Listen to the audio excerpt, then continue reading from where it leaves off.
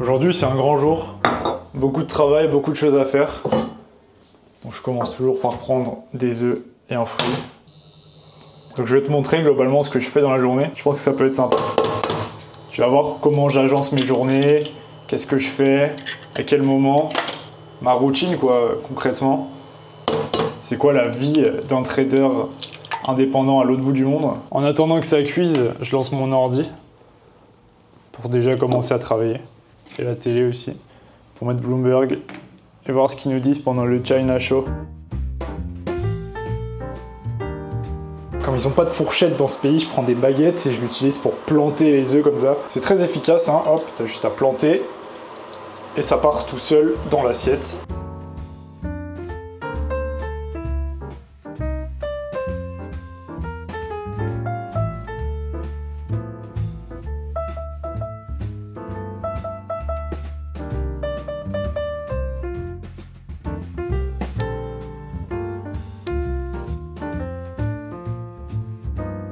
Le soleil est en train de sortir, je vais aller m'entraîner dehors et je vais aller faire des courses aussi parce que je n'ai plus rien dans mon frigo. Regardez-moi ça, j'ai plus rien.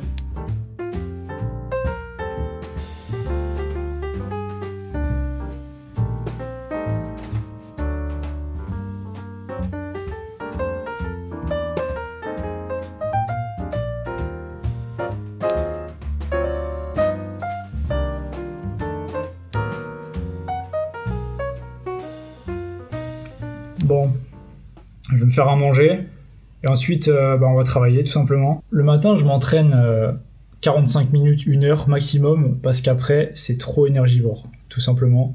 J'ai essayé et c'est juste, tu laisses ton âme quoi. Au bout d'un moment, tu peux pas faire tout. Tu peux pas caser 10-12 heures de travail plus t'entraîner 2 heures comme un athlète. En fait, t'es un athlète sur la durée. Moi, je préfère m'entraîner moins intensément mais plus régulièrement. Par expérience, c'est ce qui me réussit le mieux. Tu vois, par exemple, en 2022-2023, je faisais déjà du trading, mais je travaillais moins qu'aujourd'hui. Parce que je faisais aussi beaucoup de muscu à cette époque-là. Et du coup, je me gavais de glucides, etc. Je mangeais énormément, j'étais toujours en digestion. Et ça fait que tu travailles moins, en fait. Ton estomac, il prend de l'énergie du cerveau, et t'es léthargique après manger, t'as un coup de barre, etc. Donc, c'est pas optimal pour faire du trading, surtout que le trading est une activité très énergivore. Vraiment, peu de personnes le disent, mais il faut le savoir. Ça te prend tellement d'énergie à réfléchir, à inventer, à concevoir. C'est de la création, quoi. C'est un travail créatif. Et ce que tu le trouves pas sur Internet, tu vois. Tu le trouves dans ton cerveau. Ça vient de toi. Et quand ça vient de toi, ça vient de ton énergie, tout simplement. Donc là, malheureusement, je suis en déficit calorique permanent. Ça fait que je perds du poids. Depuis que je suis parti de la France, j'ai perdu pas mal de poids. Mais c'est le prix pour réussir. J'aurai le temps de me remettre à la salle 1h30, 2 heures par jour quand je serai riche.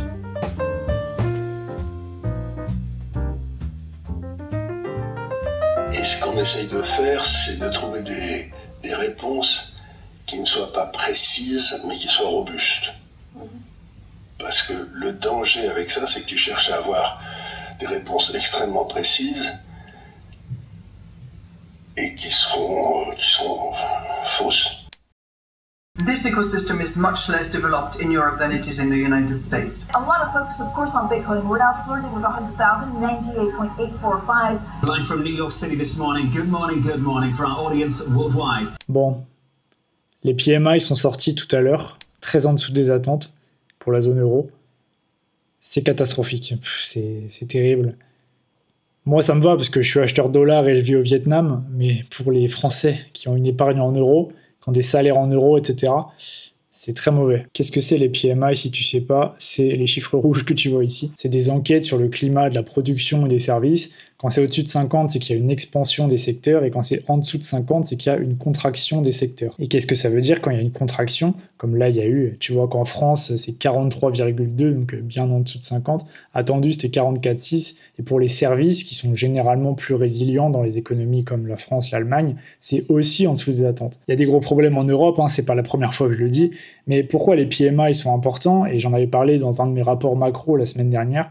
D'ailleurs, si tu veux les voir, rentre dans mon groupe Discord, c'est gratuit. Je publie un rapport macro tous les jours. Je disais que ces PMI-là en question allaient avoir un réel impact sur les décisions de politique monétaire en décembre. Et en plus, ce qui est vraiment drôle, c'est que tout à l'heure, je regardais le discours de Lagarde, la présidente de la BCE, Et elle va te parler de trucs, mais tu te dis... Mais... Alors que les indices manufacturiers se contractent, au même moment, elle vient de parler de venture capital en te disant que si on se fait doubler par les États-Unis, c'est parce qu'on n'innove pas assez dans les disruptive tech. Enfin, il y a des trucs vraiment, c'est tellement lunaire où on en est en Europe par rapport aux États-Unis, et on cherche la petite bête pour aller trouver ce qui ne va pas dans l'océan de choses évidentes à régler avant d'aller chercher l'aiguille dans la botte de foin. Ça fait des années que la France et l'Europe se désindustrialisent. Le problème, il est lointain, ça fait longtemps qu'on en parle, on le dit tout le temps, et à chaque fois, il y a quelqu'un qui vient dire « Mais non, parce qu'on a des partenaires comme les États-Unis. Jamais les États-Unis pourraient faire la guerre commerciale avec l'Europe, c'est impossible. »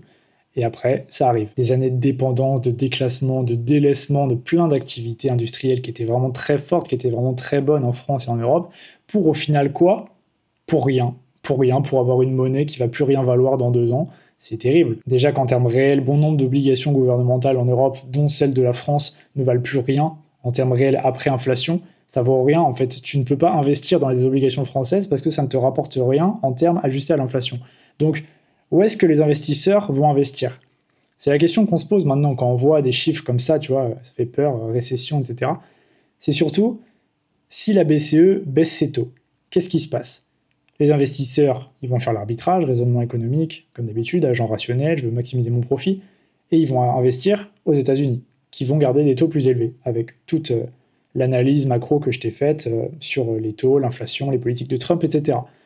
Et qu'est-ce qui se passe quand la divergence commence à vraiment se faire sentir entre les deux ? Que la BCE a une politique vraiment accommodante et que la Fed a une politique qui est de plus en plus hawkish, ou en tout cas de moins en moins accommodante. Et bien tout simplement, les investisseurs, ils ne vont jamais investir en Europe. C'est impossible, ça leur rapporte rien. Les économies européennes seront insolvables. Dès qu'elles vont émettre davantage d'obligations pour encore plus s'endetter qu'au niveau actuel, personne n'en voudra et la monnaie va tout simplement s'effondrer. Surtout quand tu as une monnaie commune, où tu peux pas faire de dumping, tu peux pas faire de dévaluation, tu peux pas faire d'un peu des techniques qui se faisaient dans le passé, tu vois, pour un peu bifurquer quand tu avais des problèmes comme ça.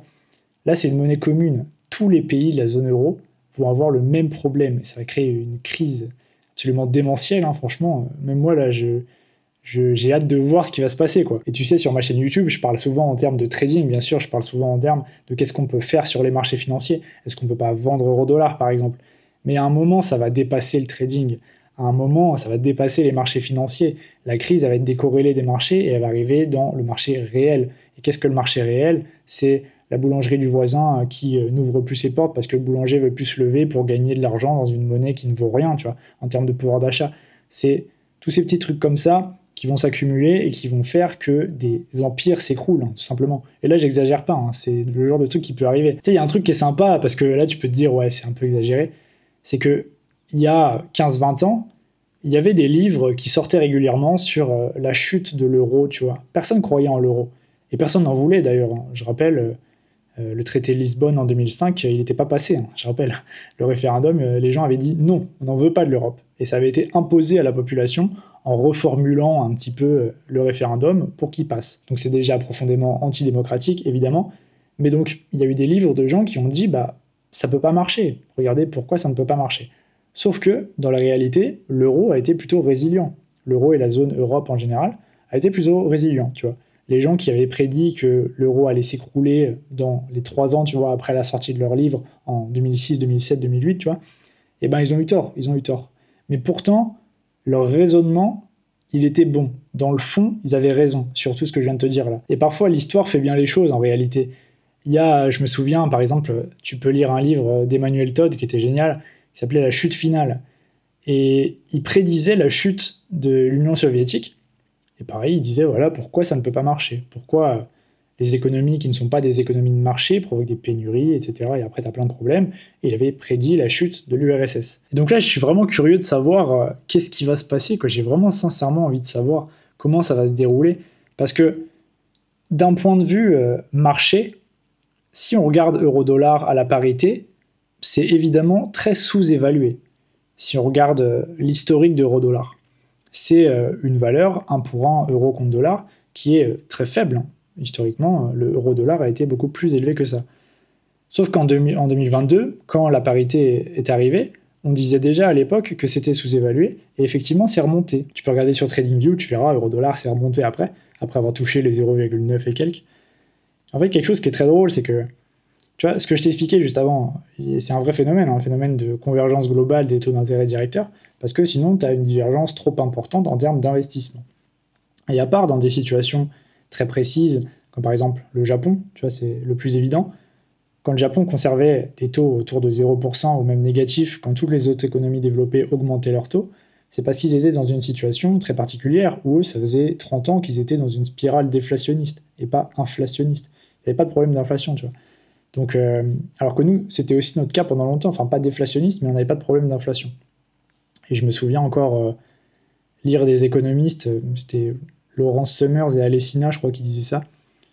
Ils disaient, mais oui, mais vous savez, quand vous imprimez autant de dollars que les Américains, bah, vous ne pouvez pas ne pas avoir d'inflation, c'est impossible. Et ils disaient ça avant qu'elle arrive, hein. Ils l'avaient prédit. Et moi, j'étais d'accord avec eux, hein. J'étais encore en prépa à cette époque-là, mais j'étais d'accord. Et pourquoi c'est important, c'est que la situation du Japon, tu vois, elle est à un ratio de dette sur PIB qui est démentiel, genre 250% du PIB en dette, sauf que eux, c'est les Japonais qui détiennent la dette. Alors que nous, c'est pas le cas. Nous, les Français, c'est pas nous qui détenons notre dette, tu vois, c'est des fonds souverains, c'est genre le Qatar. Donc on n'a aucune valeur dessus, tu vois, on n'a aucune main dessus, on n'a pas la main mise dessus. Et là où les livres qui prédisaient la chute de l'euro ont eu tort, c'est qu'ils ne pensaient pas que l'Europe allait autant transgresser les règles. Parce que une règle en Europe, pour ceux qui ne connaissent pas, je vais faire un petit cours d'histoire de l'Europe, on devait avoir la dette qui était un maximum 60% du PIB, tu vois. Et maintenant, qui respecte ça? Il y a quelques bons joueurs, tu vois, l'Allemagne à la limite, mais en France, on est à quoi? 120%. C'était monté même plus pendant le Covid. Et c'est 120% de dettes qui ne sont justement pas détenues par des Français. Donc, à tout moment, on saute, quoi. C'est ça que je veux dire. C'est que si on n'est plus solvable, eh ben, on est à la merci des investisseurs qui détiennent notre dette. Alors que le Japon, c'est pas le cas. Même s'ils ont 250%, ils peuvent se permettre d'avoir une divergence dans leur taux d'intérêt. Nous, on peut pas. Si on fait pas comme les US, on perd, on saute. Et c'est pour ça qu'il y a quelques mois déjà, je me moquais un peu de Lagarde qui disait on n'a pas à attendre la Fed pour faire ce qu'on veut, on peut faire ce qu'on veut, on est des grands garçons. Bah non, c'est évidemment... Je sais pas s'ils sont stupides et ils le savent et juste ils l'ignorent, ou est-ce qu'ils le savent pas, ils sont complètement à côté de la plaque, je sais pas. D'un côté, je me dis qu'ils essayent juste de garder la face en réalité. Mais là, ça va être compliqué, quoi. Quand t'as des chiffres comme ça... Bon, là, j'ai beaucoup divagué. Bon, bref, je vais reparler du PMI. Quand tu vois des chiffres comme ça, forcément, ça fait peur. Bon, après, ça peut être un petit peu sensationnaliste aussi, parce que un PMI qui se contracte, ça veut pas dire qu'il y a forcément une récession. Ça veut dire qu'il peut y avoir un ralentissement de la croissance de ce secteur. Donc, c'est pas forcément une diminution de la valeur créée. C'est pas forcément une diminution du PIB, tu vois. Récession, c'est quand ça diminue, quand le PIB descend.